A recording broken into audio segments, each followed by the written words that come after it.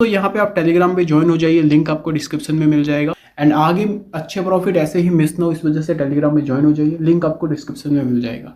Rupees in millions में तो मैं आपको डायरेक्टली करोड़ में कन्वर्ट करके बताने वाला हूँ।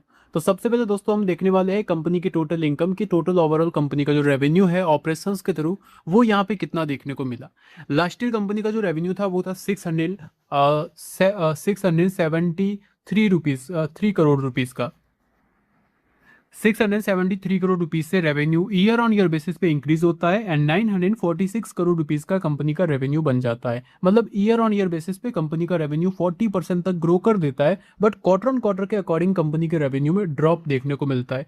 1242 करोड़ रुपीज का क्वार्टरली वाइज रेवेन्यू था, वो गिर के 946 करोड़ रुपीज का रह जाता है।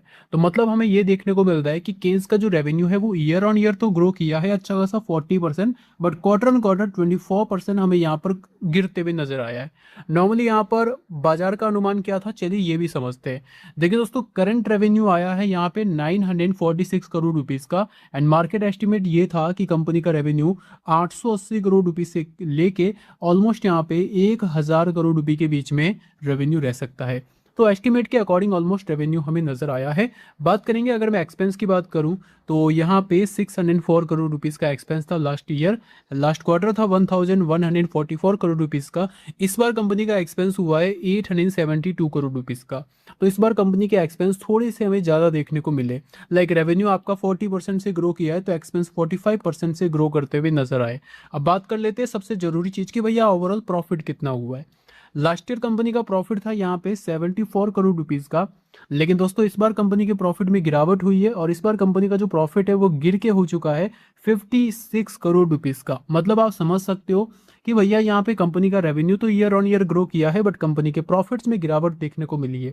24% कंपनी का प्रॉफिट ईयर ऑन ईयर गिरा है और quarter on quarter 91 crore rupees से गिर के 56 करोड़ रुपीस तक का हो चुका है।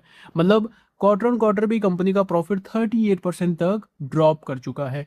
बाजार का एस्टीमेट क्या था, बाजार एस्टीमेट लगा रहा था कि अभी जो 56 करोड़ रुपीस के कंपनी के प्रॉफिट आए हैं, मार्केट एस्टीमेट लगा रहा था कि भैया तकरीबन 80 से 90 करोड़ तक का कंपनी प्रॉफिट जो है वो इजीली कर लेगी, बट ऐसा हमें होते हुए देखने को नहीं मिला। नहीं, ईपीएस भी कंपनी के गिरे हैं। 11 रुपये 63 पैसे का ईपीएस था, 13 रुपये 32 पैसे का ईपीएस था लास्ट क्वार्टर एंड इस बार ईपीएस गिर के 8 रुपये 42 पैसे का हो चुका है।